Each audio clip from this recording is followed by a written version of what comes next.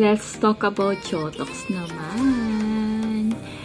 So, nagpa-Chotox pala ako noong July 9 sa Muse Aesthetics. So, July, August, September. So, magto 2 months na. Tama ba? July 9 eh. August na ngayon. So, 2 months na today. Oh my God. 2 months na today kasi ayun, nakakaloka. So, ayan, yung nagpa-Chotox ako. So, ayun, nilalagyan na ako ng topical anesthesia dyan. So, ayun, actually, ang ganda talaga. Kay Muse Aesthetic. Finally, nakuha ko na yung legit na and affordable. Kasi usually kasi kay Optimum ako and medyo ano siya, a little bit pricey. I don't know yung filler nila. Yung Botox kasi hindi ko natanong, mura lang din ata yung Botox nila. Pero usually kasi sa Optimum kasi ako lagi sa Arcovia kasi. So, gusto ko rin yung doctor doon kasi magaling din sila.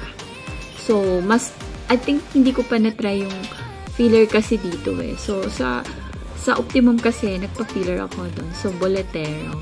So, yung Boletero nun is around like, naka-promo yun eh, 19,000. And then, inabot talaga siya ng 6 months.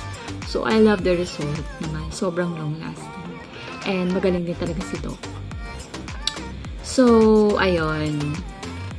So, yung Jotox dito ha, para lang daw mapigilan yung paggalaw ng muscles.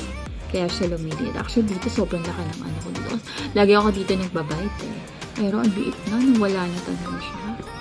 And then, alam mo, na-feel ko yung super liit ng face ko nung August, end of the month of August. And then, until now, na-feel ko yung maliit. Eh, lagi pa naman ako kumakain ng peanut.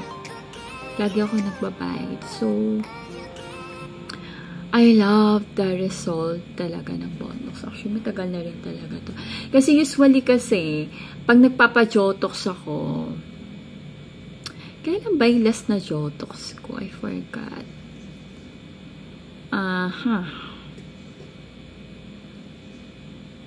Medyo matagal din yung last na Jotox ko eh.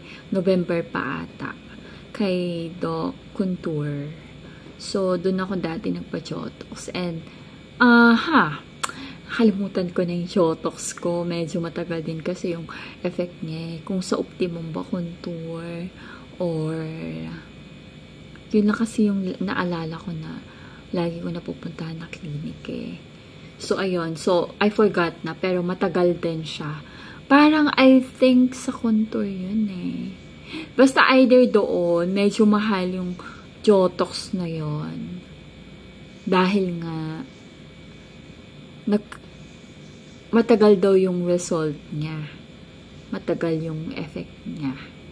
So, matagal naman talaga. And, etong si Muse Aesthetic is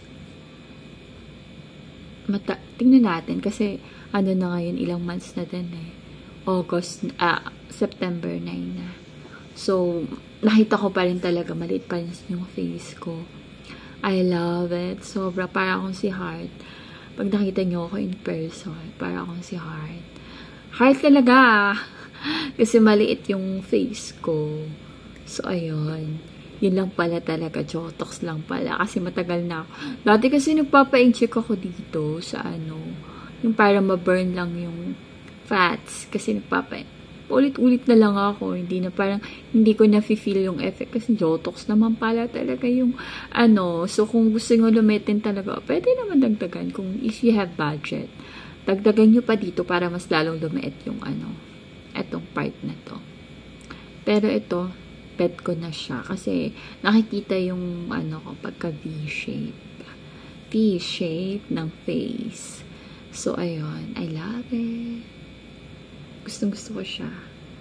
As in, yung Jotox niya na. Talaga, ang liit talaga ng face ko. I love it. Sobrang liit ng face ko.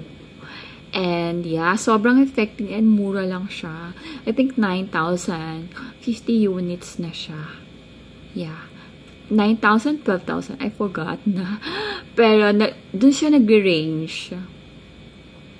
And actually, meron pa ako natira dun eh. Hindi na sinagad nito. Kasi nga, baka doon hindi na ako mahirapan na ako mag-bite. Sobrang light. Pero dapat pala pinasagad ko na rin.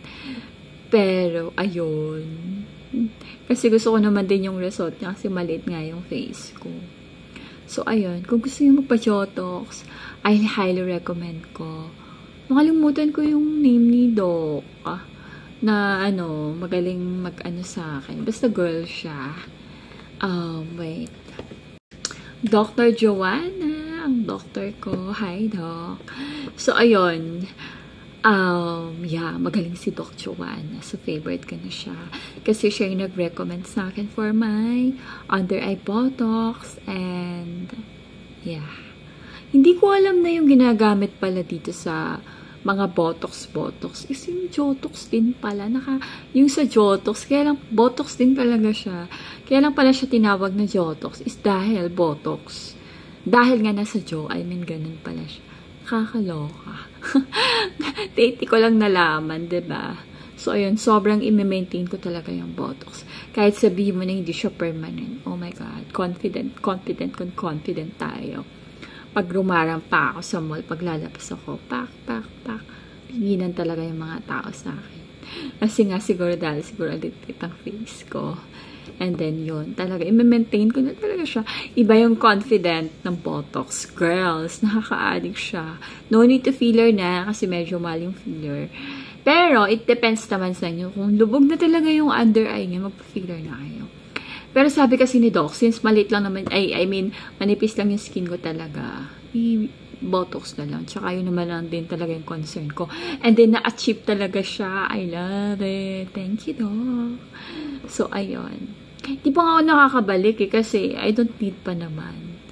Ang ganda-ganda pa rin ang effect sa akin. Grabe, ang tagal ko kasi nagpaano pa ako bago ako magpa-Jotox. Galing kami ng Singapore and Hong Kong. Dire-diretso, straight. And alam nyo ba, nakakaloka. Kasi talagang overload yung cheat day kung cheat day. Puyat kung puyat. Kasi nasa club din kasi kami nun ng jowa ko. So, ayun, grabe talaga. As in, cheat all the way. Cheat 2 weeks. Grabe. So, talaga na-haggard ako ng bongad. Pumalik ako kay Doc agad. So, ngayon, ayun, talagang, hindi pa ako nag-retouch pala. Nag-retouch na pala ako nun. Pero maganda pa rin. As in, talagang, winner pa rin naman talaga. So, kailangan nyo lang talaga i-maintain. Tingnan natin kung until when ko ma-feel na kailangan ko na magpa-Jotox. So, saka natin ipalagyan. And then, itong sa under eye. So, baka isabay ko na lang din siya. So, ayun na girls, affordable, quality, and yun, affordable quality talaga si Muse. And yeah, I love it. So, kaya mini-maintain ko si Muse. Actually, yung dami pa nila mga dun eh. Itatry ko na lang next time kasi yun lang naman talaga yung needs ko as of now. So, may filler din daw sila. Magpapa-filler din ako next time sa kanila. Kapag need ko na. Kasi November pa ako na pan. I know. I think February pala. February. So, this one is 20,000 yung bipiller ko. Meron din akong vlog dyan. So, panoorin nyo na lang yan. Kasi makapal pa naman siya eh. So, ayun lang girls. Thank you for watching.